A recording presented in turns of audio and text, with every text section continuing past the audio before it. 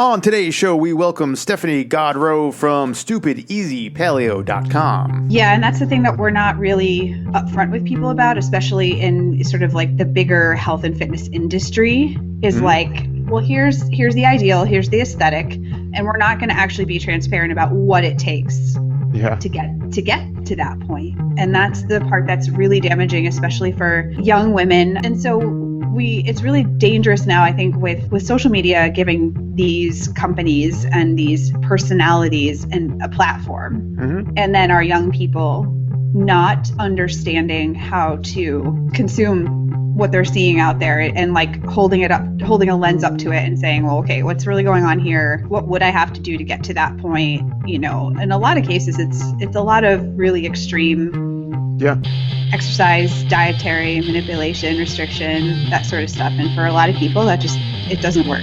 That's coming up.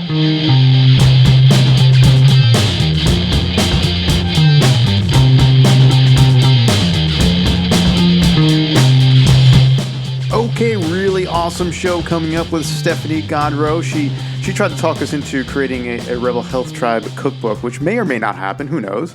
But if it does, chances are it'll become part of our Rebel Health Tribe premium membership, which you can learn more about at rebelhealthtribe.com. I want to read an email we got recently from one of our premium members, actually. I just wanted to share this with you. Hey, Mike and Joe, just wanted to reach out and say thanks for all you do. I joined as a premium member a few months back and had to share my own personal success story. When I started, I had already tried, and she mentions another program out there that I won't mention, but it has to do with gut healing. But she goes on to say, I have to say that I wish I had found Rebel Health Tribe first. I would have saved a ton of money and frustration and gotten the help I desperately needed much sooner. Since joining the tribe, I've gone through your Primal 90 program, and it's literally changed my life. I had suffered from gut issues, poor skin, thinning hair, just to name a few of my problems. After just a couple of weeks, my skin has cleared up, my gut feels almost 100% better, and I'm generally happier and with tons more energy. I can't thank you enough for making your program accessible to people like me who have spent more money than I care to think about trying to figure this stuff out. I was at the end of my rope and had almost lost hope. Can't wait to see what you guys do next. Yours in gratitude, Gretchen from Illinois. So there's that. That's the reason Mike and I wake up in the morning and do what we do. So thank you, Gretchen, for your email and your dedication and for not giving up on yourself. Once again, if you'd like to learn more about our premium membership, go to rebelhealthtribe.com/join and use the code REBELPOD to get your first month free. Okay, on with the show. Steph is someone I've been following for a while, and you'll be hard-pressed to find someone who has more integrity than her, especially in this industry. She's also really transparent about her story and her struggles, which is great and something you don't see a lot of in this industry. We got to talk about her transition from being a teacher, drinking Coke Zero, and eating M&Ms, to becoming one of the most well-known and respected paleo bloggers and entrepreneurs out there. It's always great to talk to her. So here's Mike and I with Stephanie Gaudreau.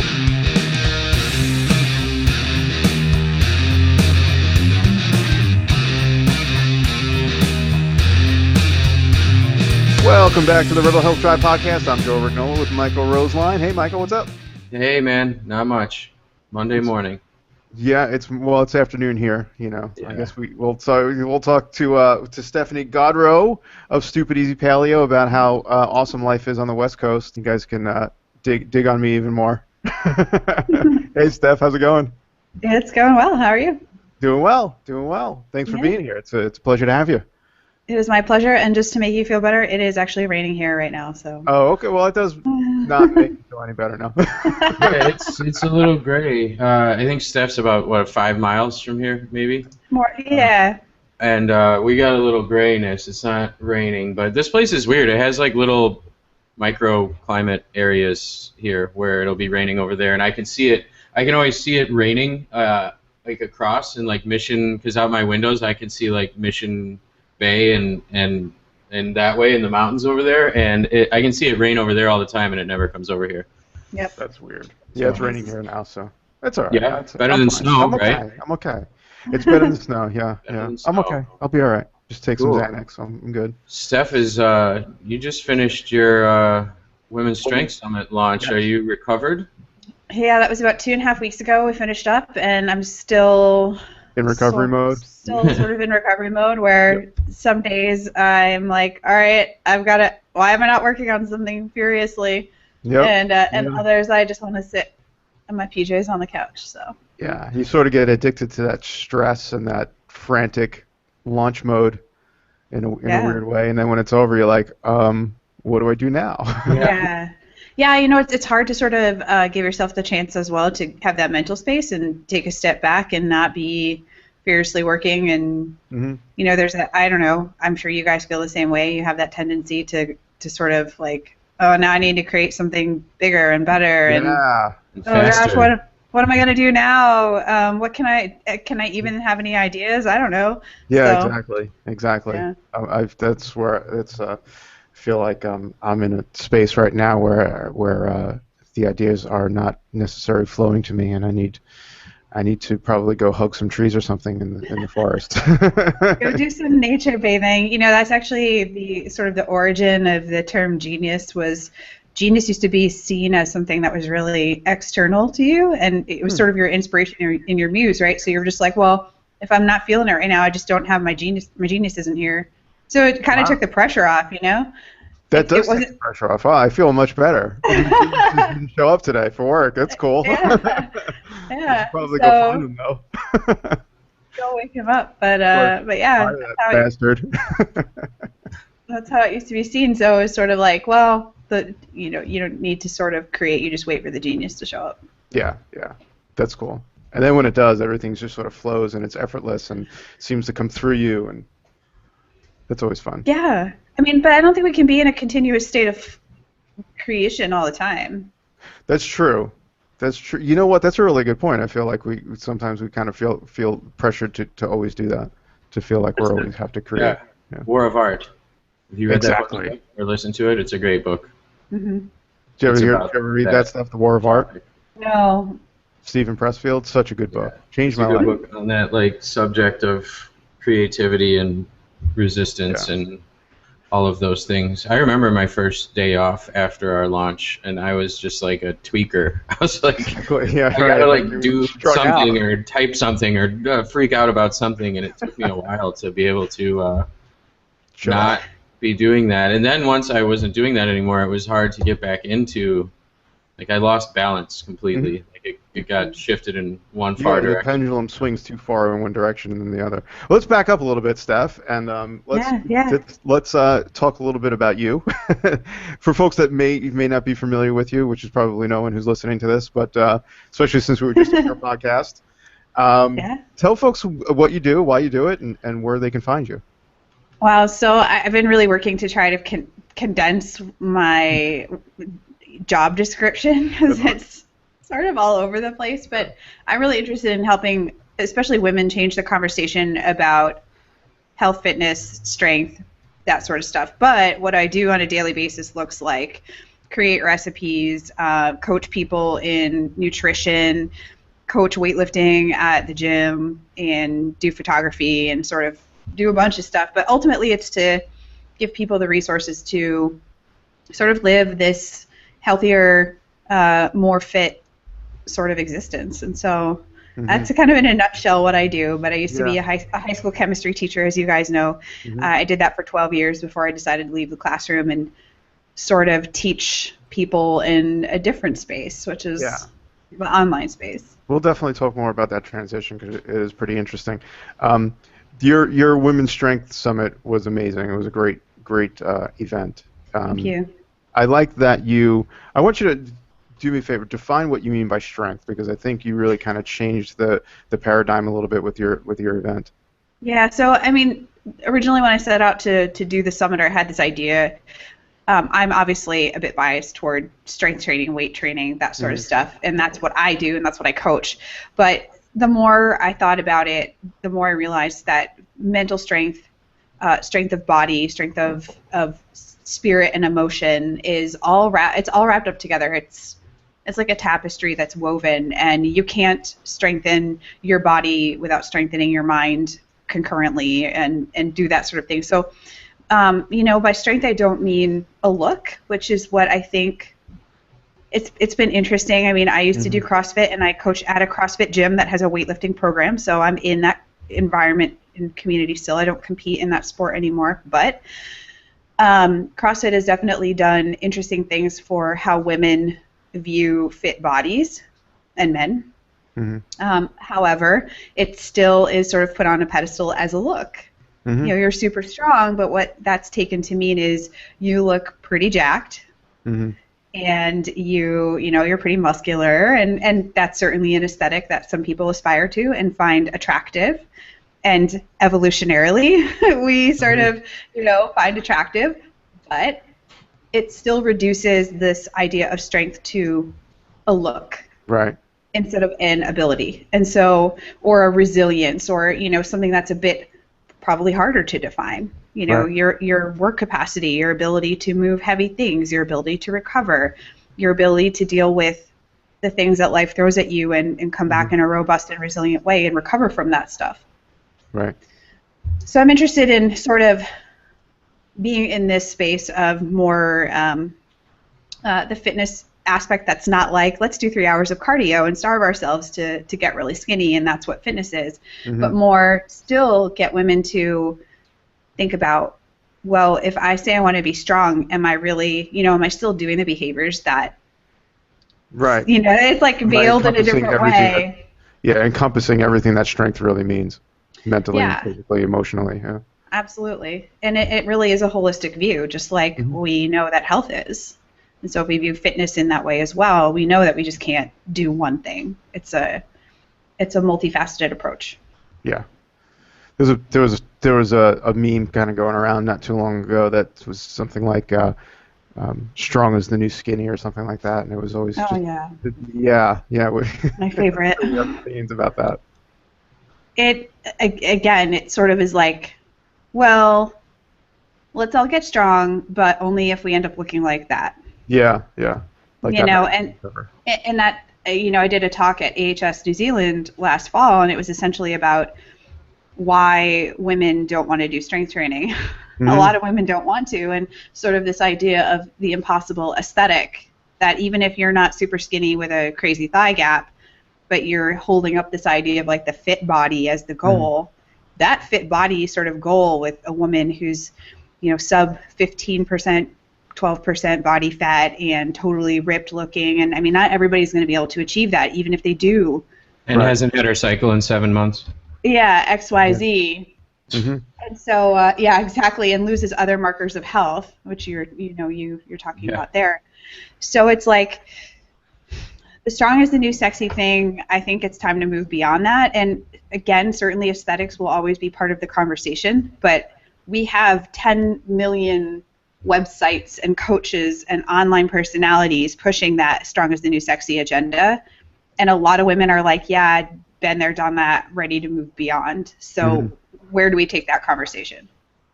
Who started that thigh gap bullshit in the first place, and who is on board with that? Yeah. I don't know. I was just recently introduced to that, and I was like... I'll tell you who started it. Photoshop probably started it. Yeah. Photoshop? Yeah. And I mean, social media is so...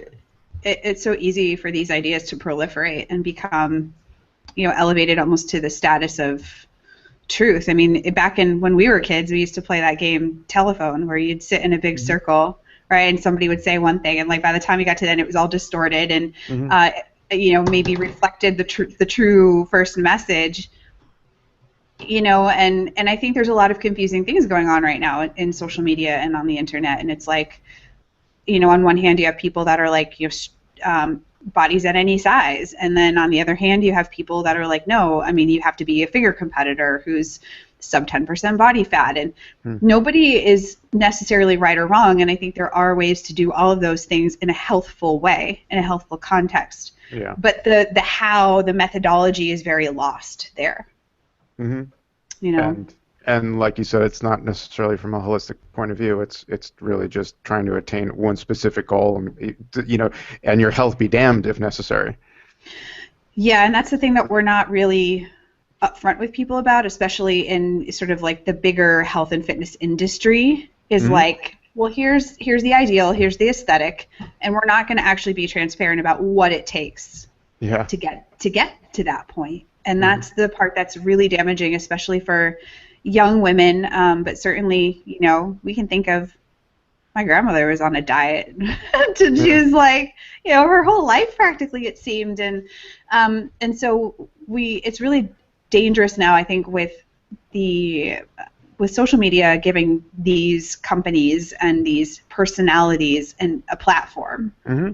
And then our young people not understanding how to consume what they're seeing out there, and like holding a lens up to it and saying, well, okay, what's really going on here?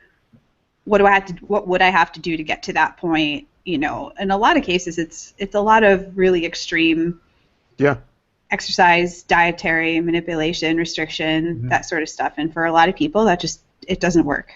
Sure. And then they kind of feel guilty or beat themselves up for not being able to achieve what the person on Instagram looks like. Absolutely. Yeah. Let's back up a little bit.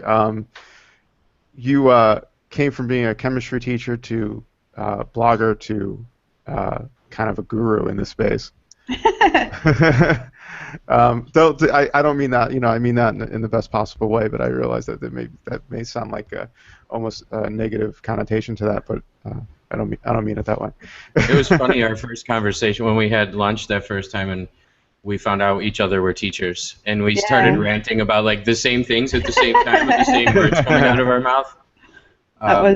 Your transition was a little more recent and a little faster than mine, I think. But aside from that, how did that come about? I know, but our listeners don't know.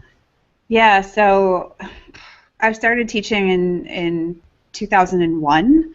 In fact, I was student teaching. I had just started my student teaching in September of 2001, and remember quite vividly when the terrorist attack on New York happened and like all that stuff. And that kind of like started off my teaching career, which was really interesting. Wow. Were you back in Massachusetts at that time? I was. You grew up there? I grew up in Massachusetts, and I taught my first 3 years there. Okay. I was very young as a teacher. I did my teaching program concurrently with my bachelor's degree in biology, human phys. So I was 21 and in the classroom teaching seniors, which was really interesting. I didn't tell them how old I was, but I think back in how young I was, and I taught there. I taught in Arizona and then in California, and it was about 2011, and I'd started to kind of feel like, I was in the classroom for way more than 7 years, past that 7-year itch point. Mm-hmm. And I thought, well, am I going to be a lifer? Like, am I going to be in this district for, the rest of my career? Am I going to be teaching for the rest of my career? And I thought, gosh, I don't really know if that's what I want to do. And so something else sort of pulling at you that you wanted to do?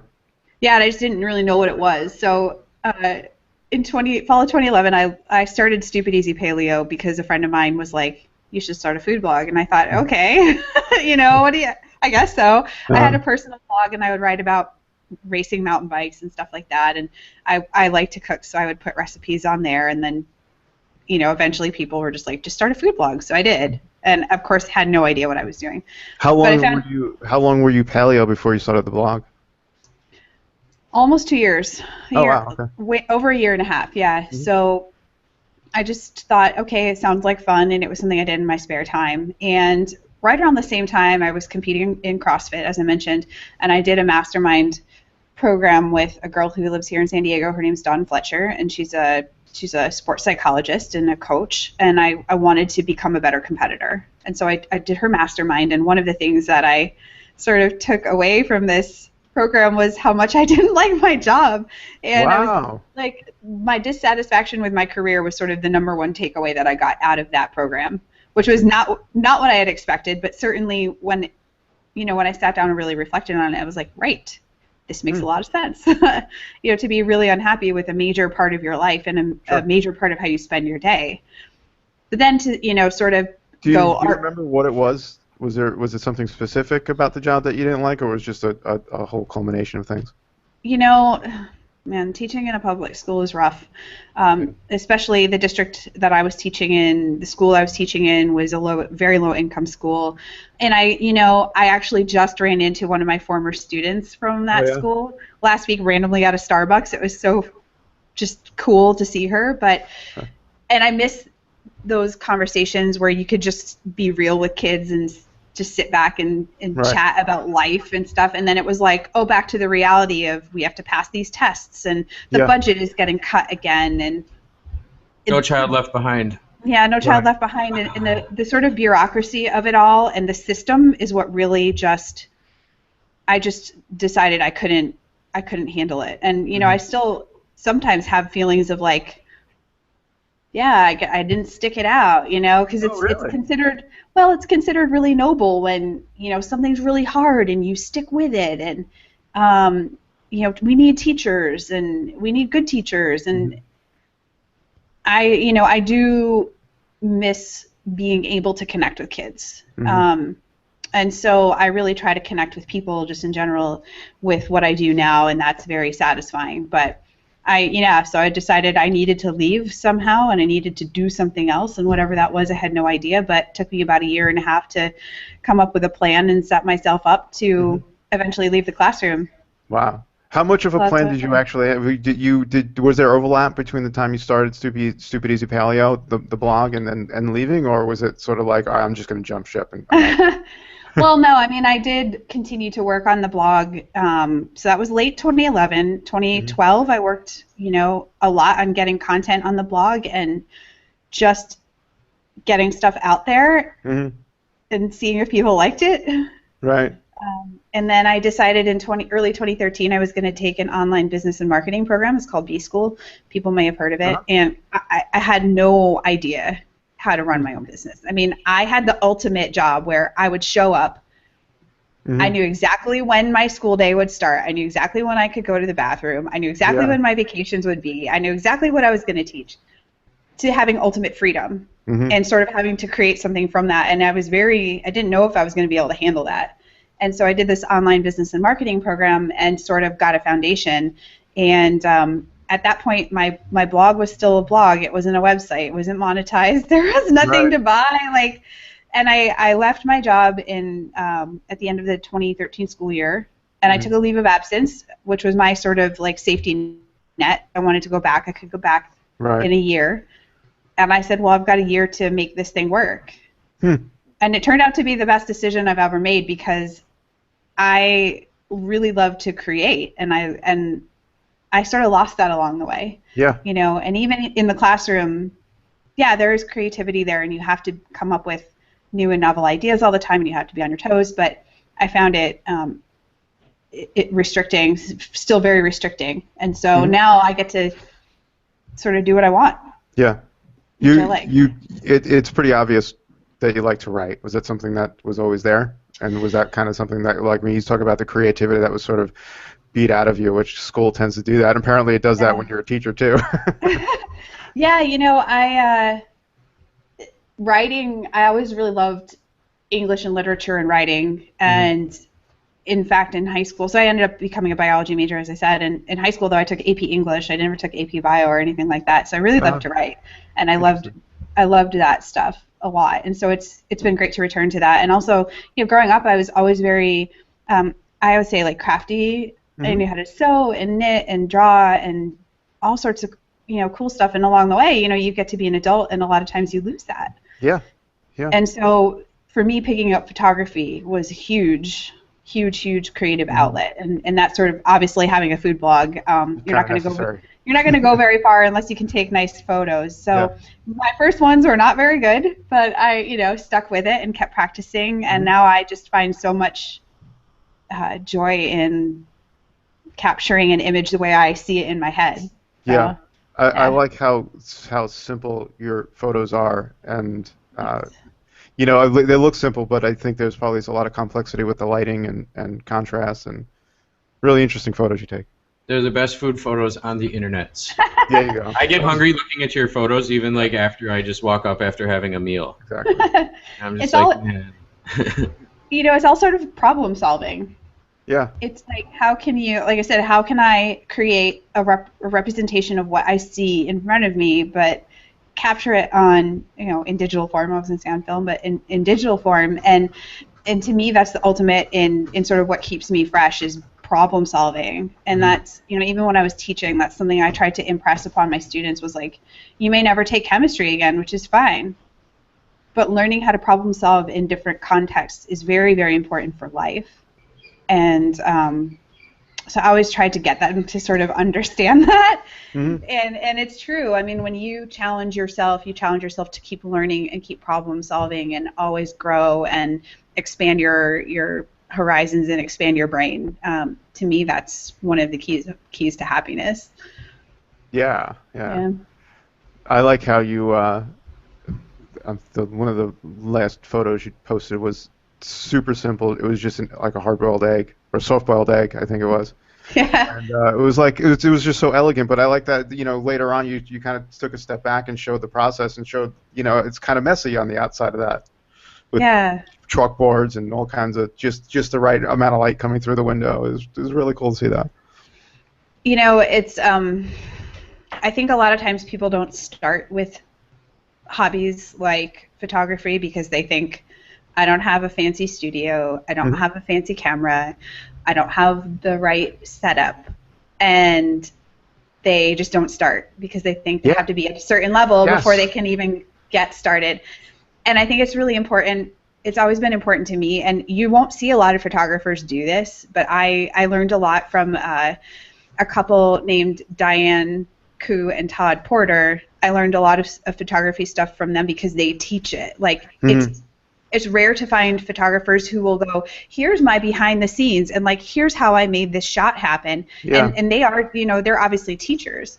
And I think that's really important for me to show because I'm like, hey, you don't need like this is right, and right here, actually, at this window is where I took that photo, with some cheap craft store foam board and just, sort of playing around and capturing light and shadow. And I think that stuff's really important to motivate people and sort of inspire them that you can get started even if you just have the camera that's on your phone. On your phone, yeah. And people are doing it. People are taking great pictures with their cameras on their phone and just start.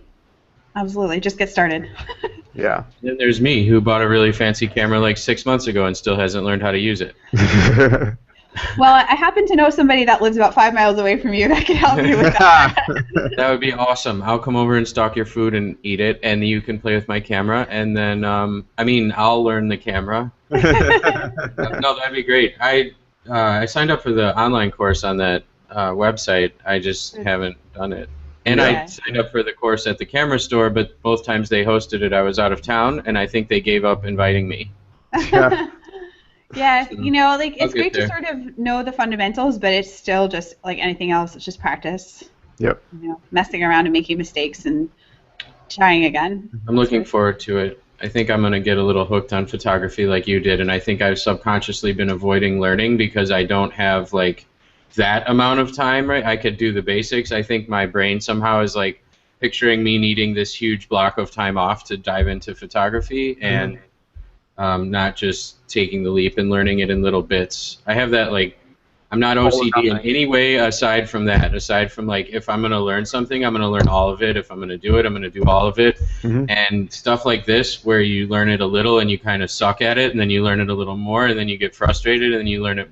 Like, that's not appealing to me. Yeah, I'm the same way. I need, like, a 1 week photography boot camp. I want to know it all. I want someone to stand over me and shout, and I want that. Can you do that? Will you run one of those for me? I think the best way to learn it is to commit to writing a Rebel Health cookbook, and then you'll be on the hook to take your own pictures.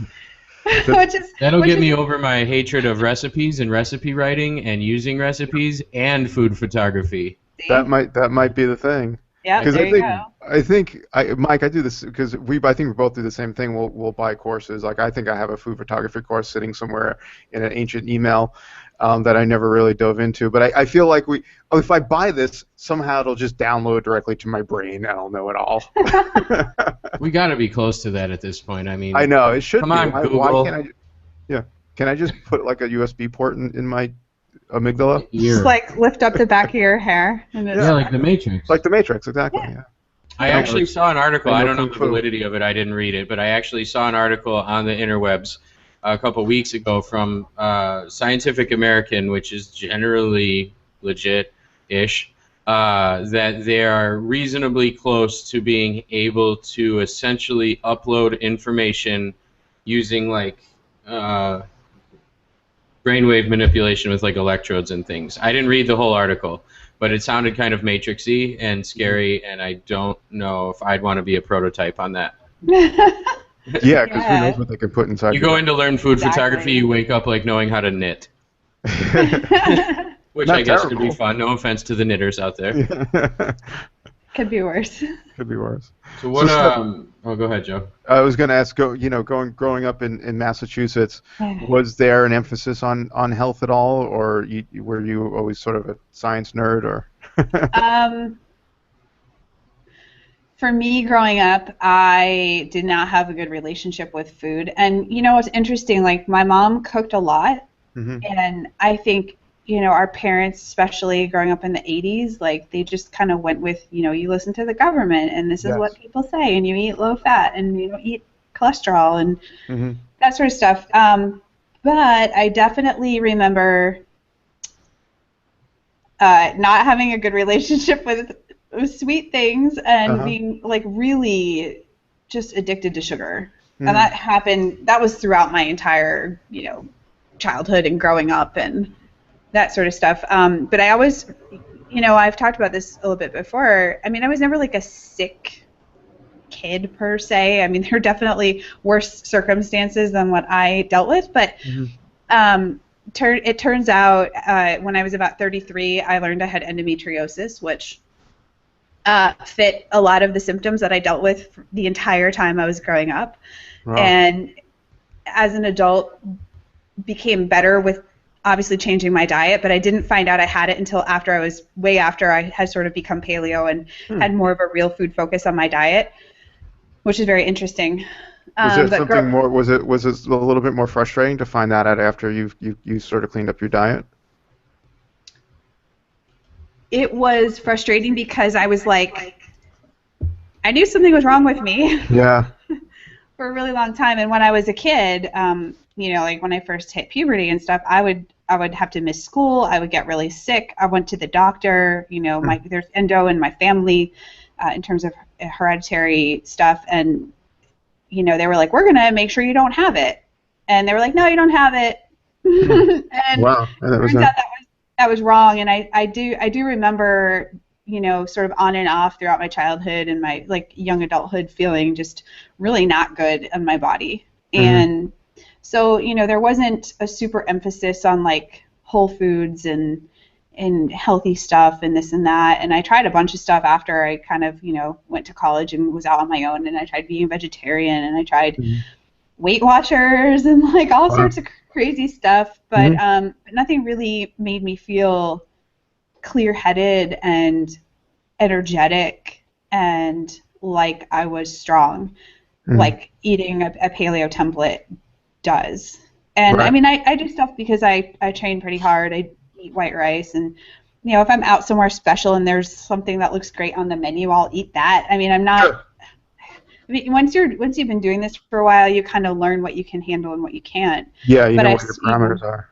The majority of my diet is still circled around that, so it's something that I continue to do, and it makes me feel awesome.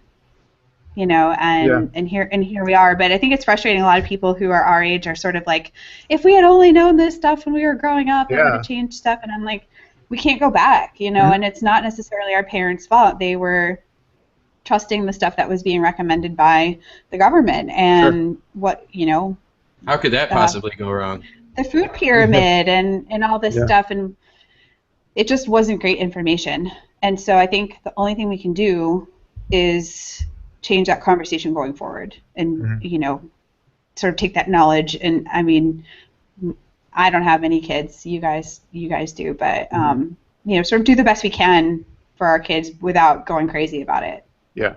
Yeah. So. You said you weren't necessarily like a sick kid, obviously you had some symptoms. Was there a point, as you got older that your health deteriorated more, and what kind of, I guess I'm looking for like what was the catalyst to make a shift into a paleo or cleaner cleaner? Yeah, it sort of had to do with racing bikes at the time. So I raced bikes for about 8 years, mountain bikes, and you get to a point where you're like, I don't know, I'll pretty much try just about anything. And I had tried, like I said, being a vegetarian. That didn't go very well. It didn't feel very well at all. And so friends of mine who I raced bikes with were like, we're going to do this thing that we had another friend who was racing bikes, and he's like, I don't eat gluten. And I was like, what? Like, I don't even, like, what is that? And how can you do endurance stuff and like not have a diet that's centered on grains? And I was definitely one of those people kind of pre-paleo that was like, I don't even know what that is. But my friends were like, we're going to do this thing called paleo, and they read Paleo Diet for Athletes, and I picked up the book and read it in 2009, and I thought, I have nothing to lose. Might as well give it a try. If it helps me to be better at racing bikes, then I'll do it. And so that sort of was the catalyst for me to go down that road. So it was strictly just trying to maximize your performance in bike racing. Yeah, and I didn't have any conception at the time that it would actually make me feel physically and mentally so much better. Yeah. So was there a light bulb, when you started feeling better, started having more energy, less symptoms? Was there a light bulb? I'm like, oh wow, it must be the diet? Or was it sort of like, did it take a while for it to sink in that that's what it was?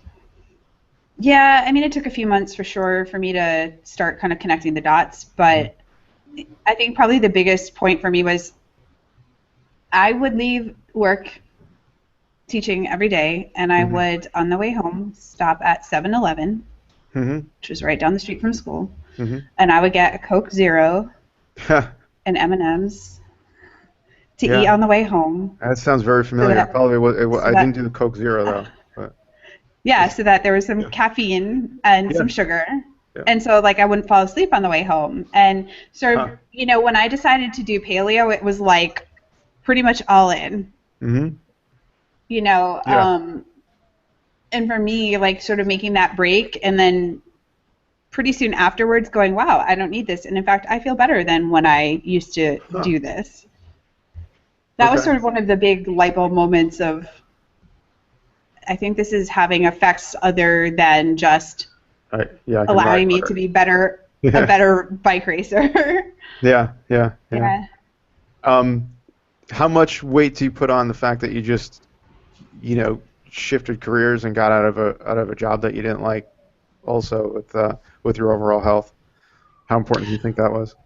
Well, that was 3 or 4 years later. Yeah.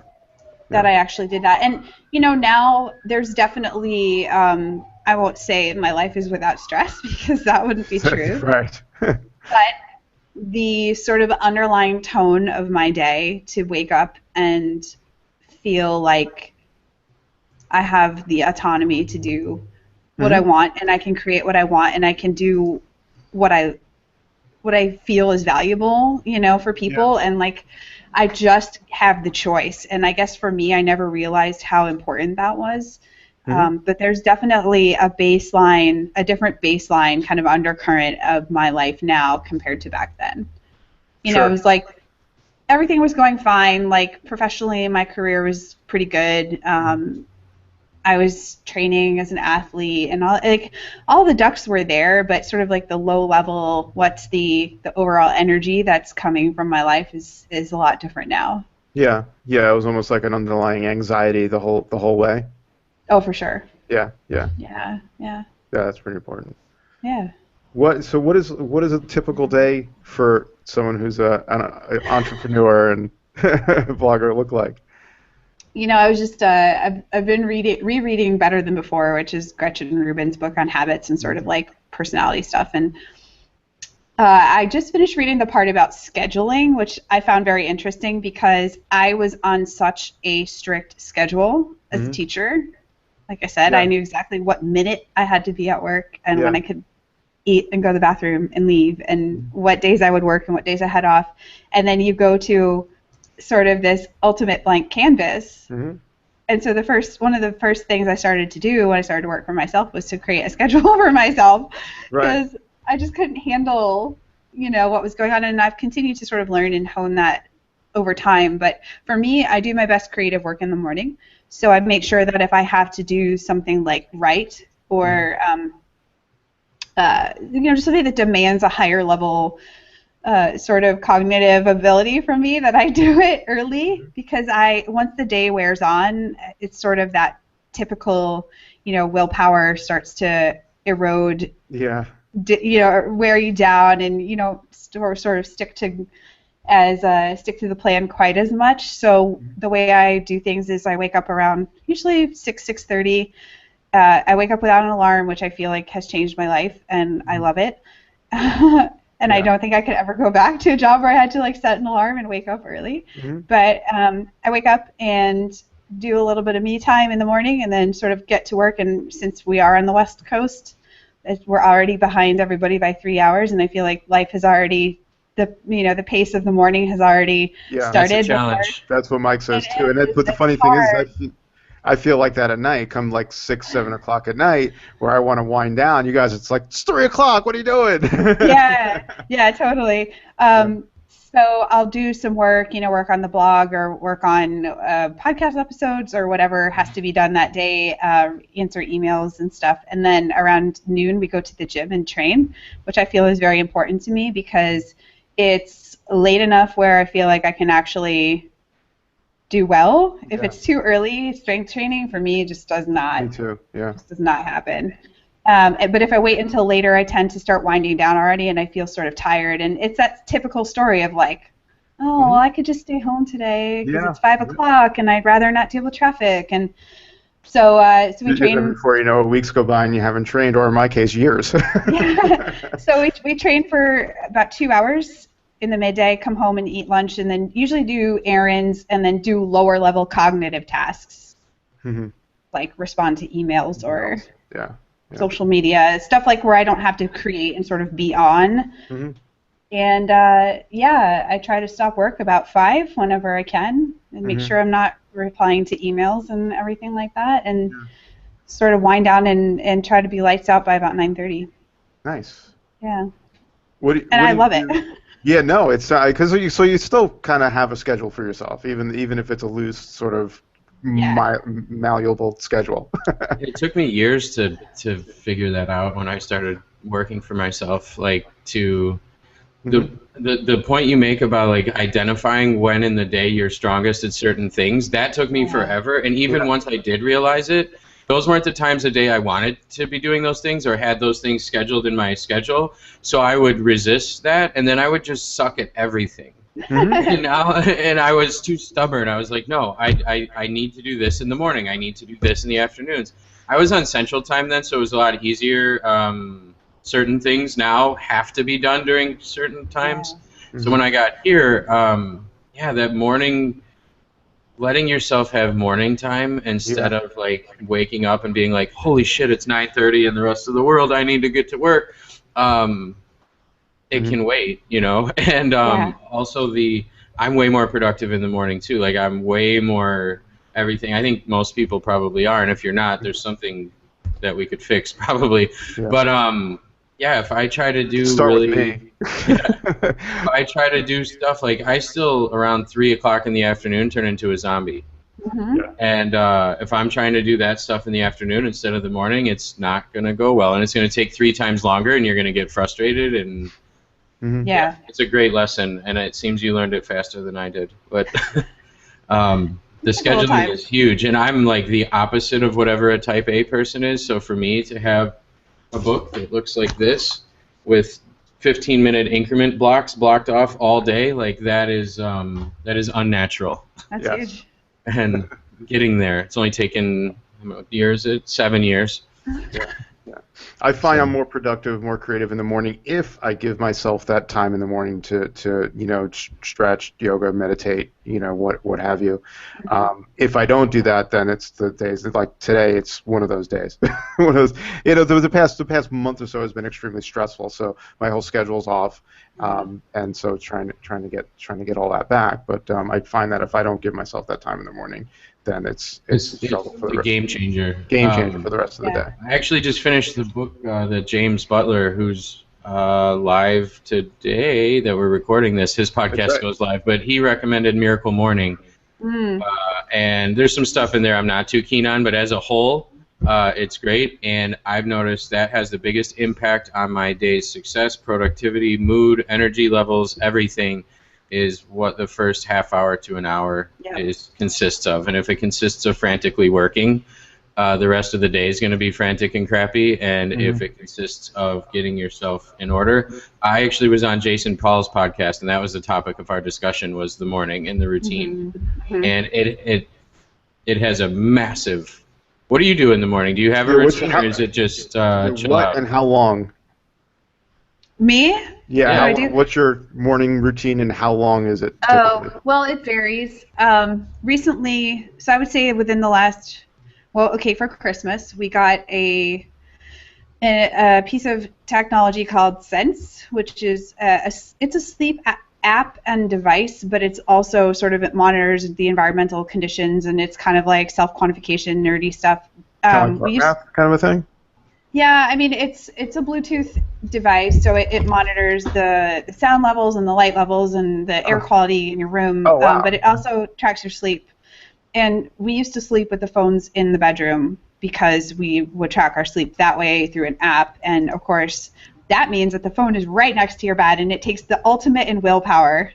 Yeah. Like, talk about trying to start your day and use willpower from second number one, because you're like, well, my phone's there. I can just lie in bed and check social media or email or whatever. The light is calling me. Yeah, so it was sort of like around the end of the year, and I was lamenting this to my coach, and I was like, you know what? She's like, well, tell me what your day is like. And I started rattling off all the things I do, and I was like, this sucks, because it's the same thing. You know, you feel like the hamster wheel is already spinning, and you're trying to get on it. So we use this device called Sense now, and we sleep with the phones in the bedroom, in the living room, which is super awesome, because then it's not there right next to me.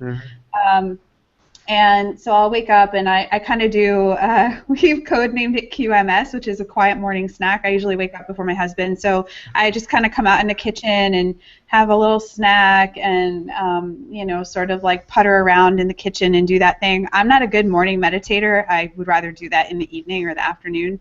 I've tried it, and I just do better in the afternoon or the evening with that. So yeah, I just kind of get started and like do my thing, putz around the house. Sometimes I'll sit down and I'll write in my my planner. It just kind of it varies on the day, but yeah, I try to give myself 30 minutes or so before I jump in. And you're right, Mike. I mean, I definitely was the type of person who was like, everyone needs me. It's an emergency. Yeah, at 6:03 in the morning. Exactly, and I'm like, wait a minute, this is crap. There's very little that's an emergency, and if it truly is, and it's that important, someone will call me. But that doesn't happen. So yeah, that's become more or less what the morning has been like in the last, say, 3 months, and it's made a huge difference. And I started, one of my clients recently, she won't mind me sharing this. She has a job that has a lot of flexibility in terms of when she goes into work. And we were talking about it, and she was like, I really like having flexibility. And I was like, right, but you're also telling me that you don't like the fact that if you stay at work late, then you go to bed late, then you have to wake up late, and then that perpetuates that cycle, and you can't get your workouts in. And I was like, you can decide. You don't, even though that's an option for you, you don't have to take advantage of it. And she's like, yeah, that's right, I don't. But and it sounds so obvious and so simple, but I think, a lot of times we go along with things because it's just the way people do them, or we think people do it, and we have to sort of honor that unique part about us that's like, yeah, that just doesn't work for whatever reason. So, yeah, the morning time, I don't do super well with, like, stretching or yoga at that point in time in the morning. I'm like, just let me sort of get up and go to the kitchen and make some coffee and putz around in there and like put things away and dishes and whatever, and just sort of start slow. That's how you start your brain in the morning. Yeah. I need to do that. If I get like this morning, I had to get up and write an email really quick, and there were like typos in the subject line. It was horrible.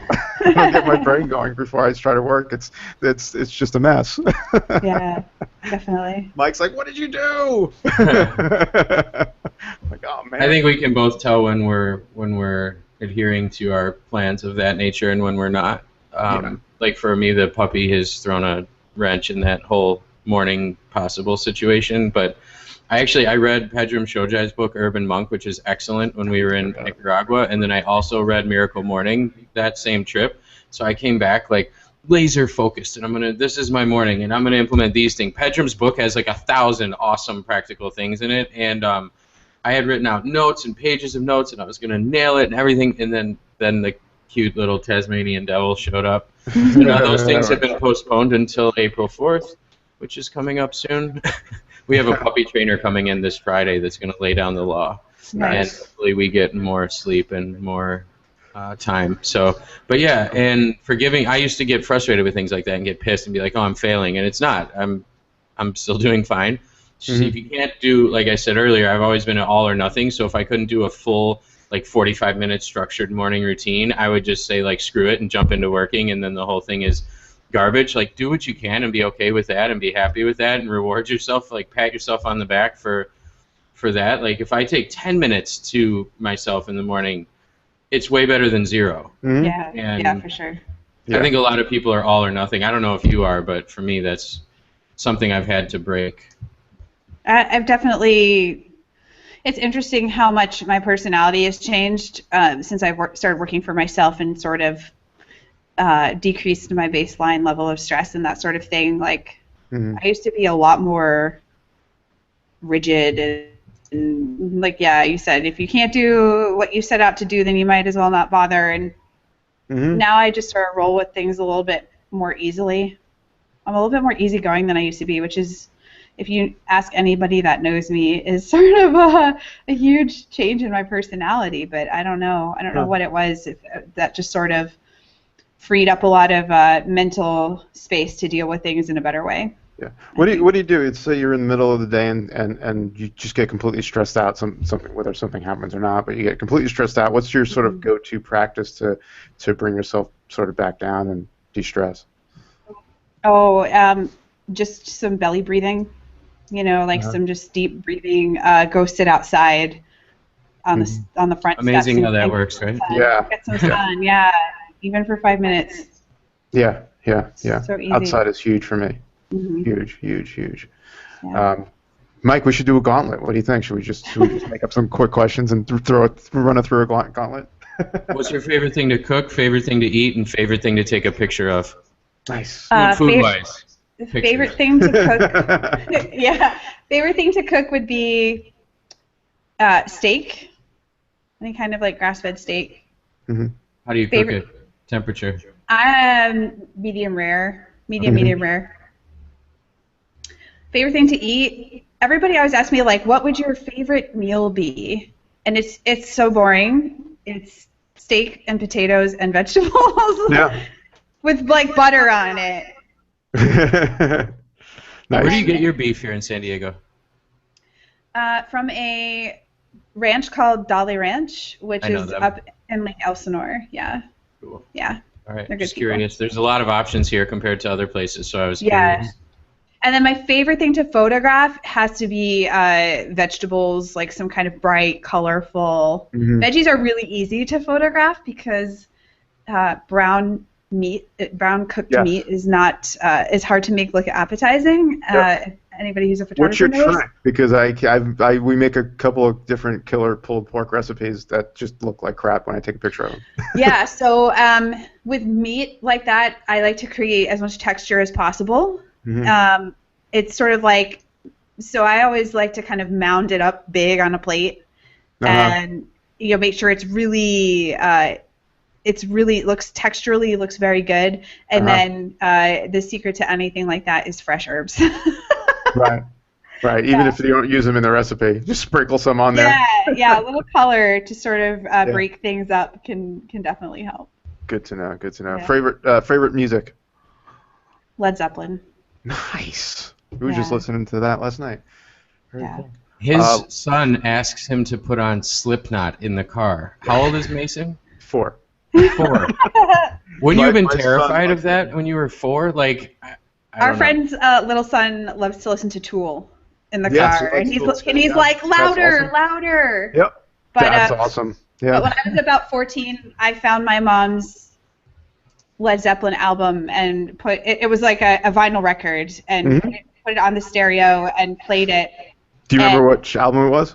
Yes, because it was Whole Lotta Love. And I heard that song and I was like, it totally blew my mind. And from that point on, I was just obsessed. You can't beat Zeppelin on vinyl. That's about man, so good. Good as rock and roll gets. Last of 6 kids, so I got a full education in good rock and roll music growing up. So that's a great answer. Cool. Yeah. Last concert you went to? Mine actually was Tool. That's right. Jimmy Buffett. Here? 2000. It was 2008. Whoa. Yeah. Oh, Steph, we got to get you out. Yeah. You know, so here's a little known factoid about me. Big crowds make me really anxious. And so, yeah, I do not like busy, bustling, crowded places. So yeah, Jimmy Buffett 2008. I drank a lot of alcohol. The most I've probably ever drank. I got really sick. And that was sort of like the end of that. Wow. So cool. No more concerts then. I cannot smell tequila. Oh, wow. Or drink it. It's pretty bad. Huh. So no NorCal margaritas for you then? Nope. Cannot give an F about that. Nice. Cool. All right. I think we're good. I think we covered it all. Mike, what do you think? I'm satisfied. Yes. Awesome. And I'm going to stalk you and take you up on the photography lesson offer. Yeah, for sure.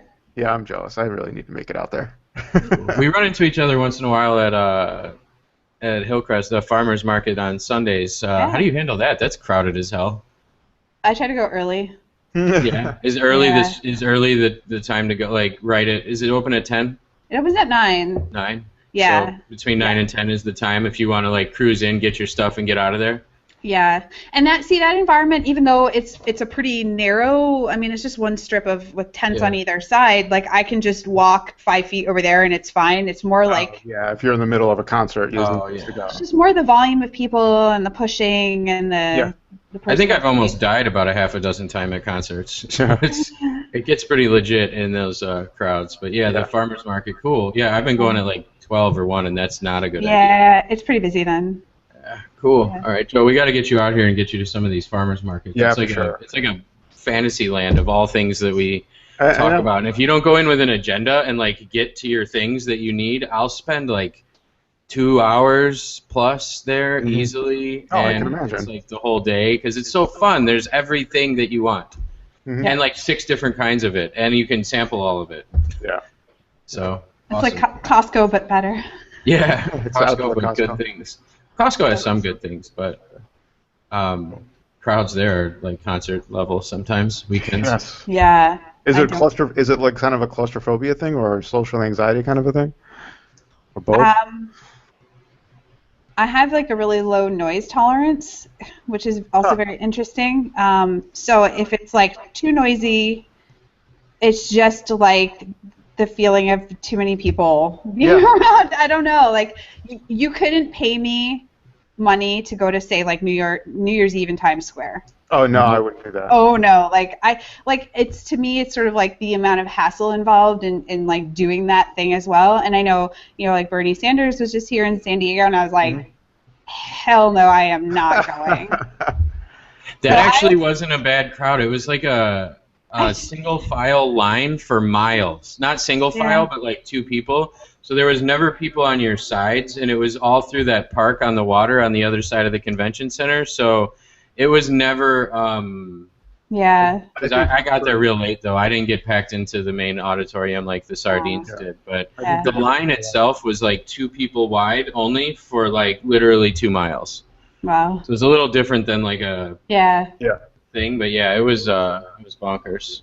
But cool. All right, I'm out of questions. I think we're good. Steph, thank you so much. You're very welcome. Yeah, and thanks for having us on your show too. Absolutely. Yes, it was a lot of fun too. It was my pleasure. It's still stupideasypaleo.com, and you have a StephanieGaudreau.com? Yeah, so stupideasypaleo.com. If you want recipes, go there. if you want to sort of join the conversation about coaching, health, wellness, fitness, that sort of stuff, stephgaudreau.com. Awesome. And then on Instagram, Facebook, and all that good stuff? Yeah, same thing there. I'm probably most active on Instagram, so Stupid Easy Paleo there, and also Steph.Gaudreau on Instagram. Cool. All right. Thanks, Steph. The links will all be on our page on our site. We'll have all the notes in the show notes. All of that stuff will be very clickable and easy to find. Yep. Awesome. Thank you. Thank you, Steph. Thank you. I will see you soon. Okay. Okay, there you go. Great stuff from Steph. Always great to talk to her.